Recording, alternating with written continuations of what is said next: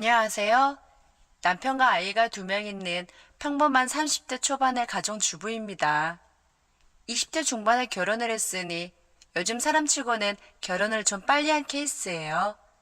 저는 남편과 고등학교 때부터 친한 친구 사이였는데 대학교에 입학한 지 얼마 되지 않았을 무렵부터 자연스럽게 연인 사이로 발전했으며 대학 졸업할 때쯤 아이가 생기는 바람에 어쩔 수 없이 결혼을 서두르게 되었습니다.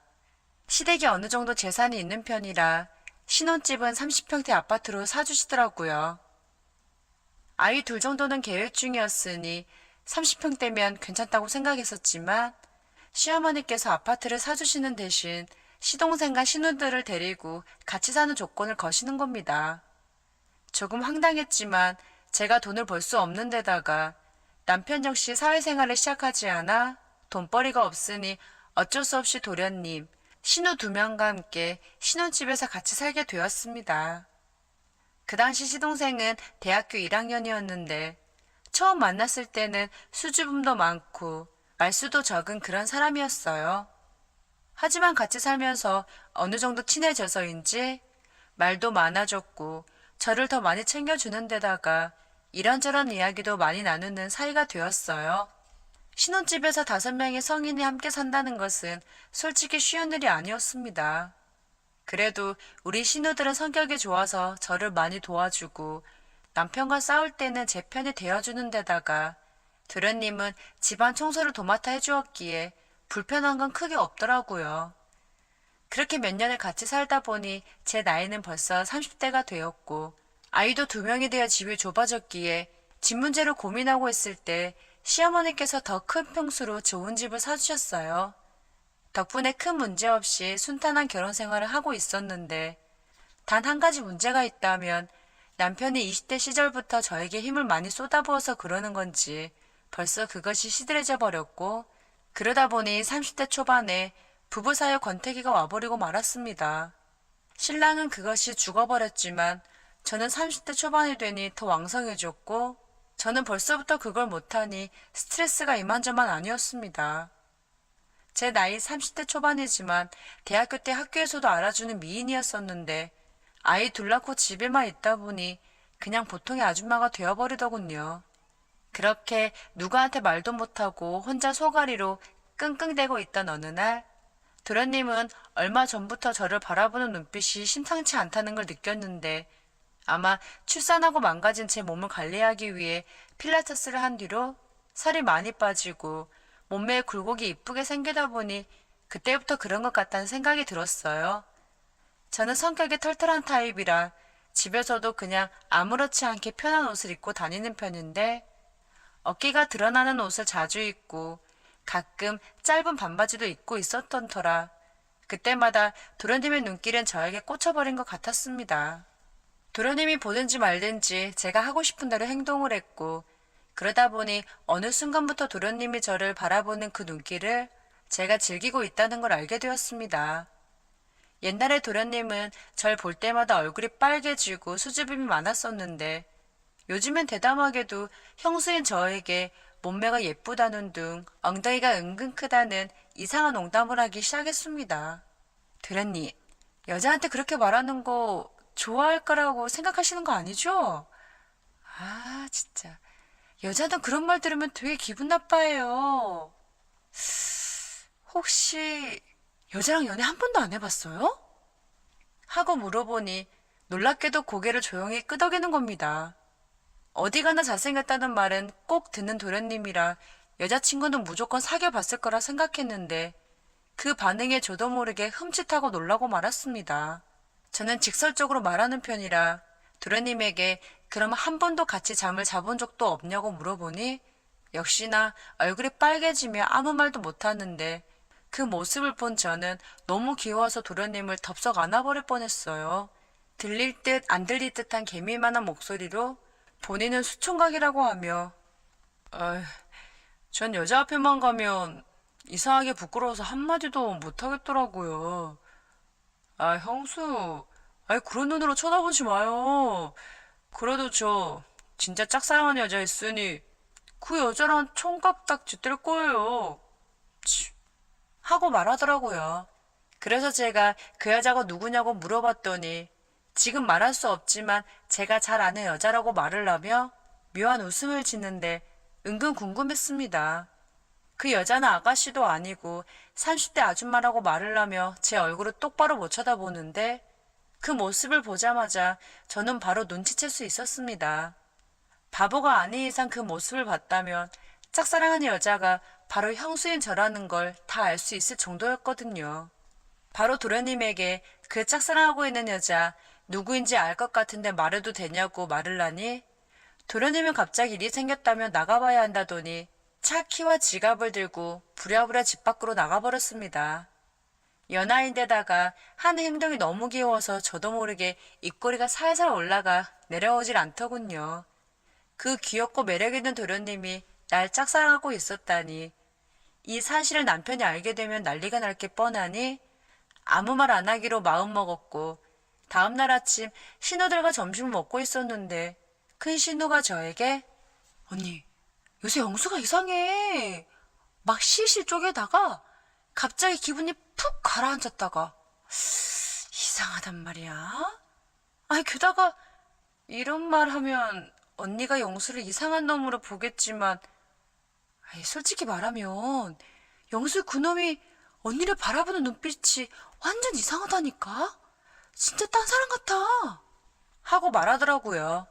신우들과는 야한 이야기도 서슴없이 하는 데다가 언니 동생함에 친하게 지내는 터라 영수가 저를 어떻게 생각하는지 솔직하게 말하기로 했습니다. 아, 너희도 느꼈어? 아니 사실 어제 영수한테 이런 이야기를 했었는데 눈치가 날 좋아하는 것 같더라고. 어머님이랑 남편이 알면 난리 나겠지만 너희들이니까 이런 이야기 하는 거야. 게다가 요새 남편 하는 행동을 보고 있으면 너무 답답해서 어디 밖에 나가서 바람이라도 피우고 싶을 정도야. 너네도 알잖아. 밤마다 내가 열심히 유혹해도 안 넘어오는 게 너네 큰오빠라는 거. 하며 신세 한탄을 했습니다. 두 신우들은 제 말에 크게 놀라더니 이내 수긍하면서 남자 마음은 알다가도 모르겠다고 하더군요. 그러면서 오랜만에 여자 셋이서 술이나 마시자고 하였고 오후 4시가 조금 넘었을 무렵부터 술을 조금씩 마시고 있었습니다. 그렇게 마시고 있는 사이 도련님이 술을 한잔하고 온 건지 저녁 8시가 못 될 시간에 약간 취해 왔더라고요. 아이씨 뭐야.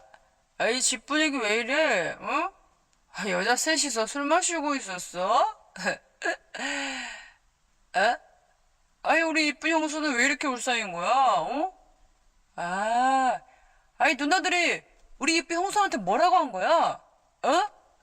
하며 고래고래 소리를 질러대는 겁니다. 신우들은 어디 감히 누나들한테 소리 지르냐며 형수를 사랑하는 도련님 주제에 그 마음을 숨기지는 못할 망정 다 들통나게 다니는 사람이 어딨냐고 도련님 등짝을 때려가며 화를 내기 시작했습니다. 도련님은 짝사랑하는 여자가 있다고 했지 형수라고는 말 안 했는데 탈로가 나버렸다며 눈썰미 좋은 여자들이라고 천하태평 말하는데 하필 퇴근하고 들어온 신랑이 그 말을 들어버리고 말았습니다.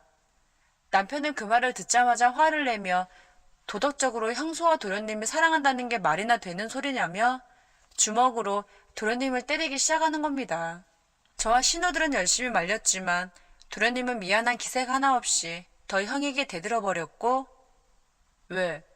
내가 형수를 짝사랑만 했을 뿐인데 그게 무슨 문제가 돼? 어? 막말로 내가 형수랑 뽀뽀를 했어. 아니면 하나 보기라도 했어. 어? 아니 내가 무슨 잘못했다고 때리고 난리야. 하고 말하는데 거기서 더 이상 말하면 안 됐었는데 도련님은 이제부터 본격적으로 대놓고 형수한테 좋아한다고 말하고 가족도 눈치 안 볼 거라고 말을 하더라고요. 남편은 주먹을 꽉 쥐며 온갖 욕을 다 하더니 밖으로 나가버렸고 신우들은 도련님에게 이쁜 여자 소개시켜 줄 테니 포기하라고 열심히 설명을 하는데도 도련님은 저를 뚫어지게 쳐다보며 소개해 줄 필요 없는 데다가 앞으로 형수만 바라볼 테니 누나들도 말리지 말라고 하는데 너무 황당하고 어이가 없지만 너무 박력 있는 도련님의 그 한마디에 저도 모르게 심장이 빨리 뛸 정도로 두근대고 말았습니다. 그 사건 이후로 도련님은 대놓고 저에게 적극적으로 대시를 해왔고, 저 역시 도련님의 그 행동들을 남편과 신우들 몰래 조금씩 받아주게 되었으며, 어느 순간부터 도련님에게 마음이 서서히 열리기 시작했습니다. 도련님은 시시때때로 노골적으로 저에게 사랑한다고 말을 하는데, 그 말을 듣는 제가 가슴이 늘 두근거렸고 묘한 기분이 들었습니다. 하루에도 몇 번씩 은근슬쩍 제 손을 잡기도 하고 안아버리기도 하는데 스킨십의 강도가 조금씩 높아지기 시작하더군요. 그렇게 조금씩 밀당을 하고 있던 어느 날 아침부터 애들과 전쟁을 치르느라 진땀을 빼서인지 학교를 보내자마자 씻고 나왔는데 분명 출근한 도련님이 다시 집으로 들어왔더라고요. 도련님, 뭐 놔두고 갔어요? 에이, 전화하지 그랬어요. 차 타고 내가 직접 회사 앞으로 가져다 줬을 텐데. 하고 말했더니 도련님은 문 앞에 서서 아무 말도 안 하더니 이내 저에게 다가와 자기 입술을 제 입술에 맞닿게 하였고 한참을 그렇게 서로를 안고 말았습니다. 방금 씻고 온 게 무색할 정도로 또다시 땀을 흘리고 말았으며 도련님과 저는 안방으로 들어가 뜨거운 밤을 보내고 말았습니다. 도련님은 옷을 입으며 형과 이혼하면 아이들과 저를 무조건 책임질 테니 한번 생각해보라고 말을 하더라고요. 도련님에게 이혼하는 게 쉬운 거 아니라고 말을 해주긴 했지만 조금은 흔들리고 있는 제 자신을 발견하게 되었고 그때 남편에게 전화가 왔는데 받으려는 순간 도련님이 전화를 받더니 형, 나랑 형수 건너면 안 되는 선 넘어버렸어. 형도 그 여자랑 결혼 준비하느라 바쁘잖아. 형수한테 다 말할 거야. 그렇게 알아. 그리고 우리 서로 시끄럽게 하지 말고 조용히 정리하자. 하며 전화를 끊더니 충격적인 이야기를 하더군요. 남편은 그동안 저 몰래 여자를 만났는데 그 여자 집안에서 자꾸 결혼하라고 말을 하길래 돈 많고 어린 여자가 더 좋았던 남편은 저와의 관계를 정리하기 위해 일부러 제 입에서 이혼하자는 말이 나오게끔 밤마다 그걸 하지 않고 말투도 냉정하게 했으며 미운 행동만 골라서 했다고 하는 겁니다. 그 말을 듣는 순간 너무 어이가 없고 치가 떨렸지만 어차피 도련님과 이런 관계까지 와버리고 말았으니 더 이상 일을 크게 벌릴 필요가 없겠다 생각이 들었어요.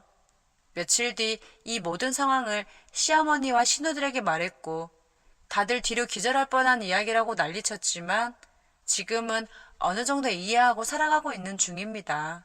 남편과는 합의 이혼으로 조용히 끝냈고 아이들이 어느 정도 커서 모든 걸 다 아는 상황이라고는 해도 차마 도련님을 아빠로 맞이하라는 말을 바로 할 순 없지만 나중엔 조금 더 커서 절 이해해주는 날이 온다며 말할 생각입니다. 남편보다 저를 더 사랑해주고 아껴주는 도련님이 있으니 앞으로 이쁜 사랑하며 잘 살겠습니다. 제 사연을 들어주셔서 감사합니다.